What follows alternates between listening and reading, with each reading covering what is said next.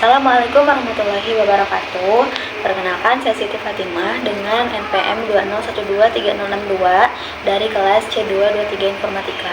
Nah, pada video kali ini saya akan menyampaikan refleksi pada pembelajaran mata kuliah Internet of Things selama satu semester ini, di mana selama satu semester ini pada mata kuliah Internet of Things atau IoT, saya mendapatkan banyak pengetahuan baru mengenai bagaimana sebuah perangkat dapat saling terhubung dan juga bertukar data melalui internet. Nah, mulai dari pengenalan sensor, lalu microcontroller hingga komunikasi data seperti MQTT yang digunakan dalam sistem IoT. Nah, untuk materi yang paling menarik bagi saya adalah komunikasi data dari MQTT-nya tersendiri, karena di sini saya dapat memahami bagaimana data dari perangkat dapat dikirim secara real time ke server atau juga dashboard melalui broker MQTT. Nah, sedangkan materi yang paling menantang adalah saat proses menghubungkan hardware dan juga software, terutama ketika terjadi error pada program atau ada masalah koneksi internet yang juga tidak stabil. Nah, dari situ saya belajar bahwa proses troubleshooting merupakan bagian penting dalam sebuah pengembangan sistem IoT. Untuk materi yang paling bermanfaatnya tentu saja karena adanya penerapan IoT dalam kehidupan sehari-hari, sehingga itu memberikan gambaran nyata terhadap kita bagaimana IoT ini digunakan dalam sebuah industri, kesehatan, dan juga smart city.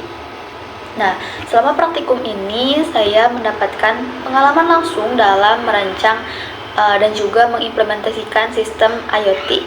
Nah, salah satu praktikum yang paling berkesan yaitu praktikum yang terakhir, yaitu kelompok kami membuat tong sampah pintar dengan berbasis IoT dan juga dengan sistem MQTT. Nah, dari praktikum ini saya memahami bahwa alur kerja IoT dari pengambilan data oleh sensor, lalu pengiriman data melalui internet hingga visualisasi data pada aplikasi.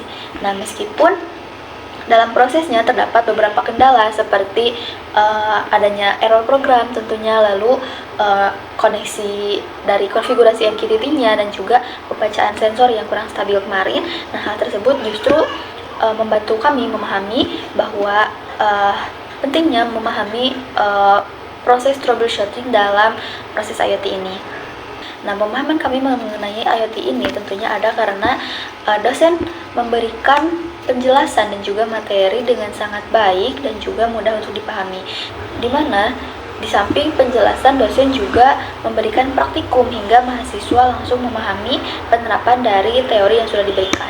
Nah, dari segi interaksinya tersendiri antara Bapak selaku dosen dan juga mahasiswa berjalan dengan baik, karena kami selaku mahasiswa diberikan kesempatan untuk bertanya dan juga berdiskusi ketika mengalami kesulitan. Lalu Bapak secara langsung berkeliling antar kelompok untuk bertanya apakah ada kendala atau bagaimana perkembangannya, seperti itu. Kemudian untuk ide inovasi IoT yang saya usulkan itu berupa Smart Classroom Air Conditioner Control atau pengaturan AC kelas otomatis, di mana permasalahan yang ingin diselesaikan di sini adalah penggunaan energi listrik yang kurang efisien di ruang kelas, seperti AC yang masih menyala walaupun ruang kelas sudah kosong. Nah, hal ini menyebabkan pemborosan dari energi listriknya. Nah, cara kerja sistem ini yaitu menggunakan sensor gerak untuk mendeteksi keberadaan orang di dalam ruangan tersebut, di mana data dari sensor akan dikirim ke microcontroller yang terhubung ke internet. Nah, jika ruangan tersebut terdeteksi ada orang yang masuk ke ruangan tersebut, maka AC akan menyala secara otomatis. Oke, sebagai kesimpulan, nah, pada mata kuliah IoT ini, saya merasa mata kuliah ini sangat membantu saya memahami bagaimana teknologi bisa digunakan untuk menyelesaikan sebuah masalah di dunia nyata. Nah, saya juga berharap ke depannya bahwa IoT ini semakin berkembang dan juga banyak digunakan untuk menciptakan sebuah solusi yang lebih bermanfaat lagi ke depannya. Terima kasih. Wassalamualaikum warahmatullahi wabarakatuh.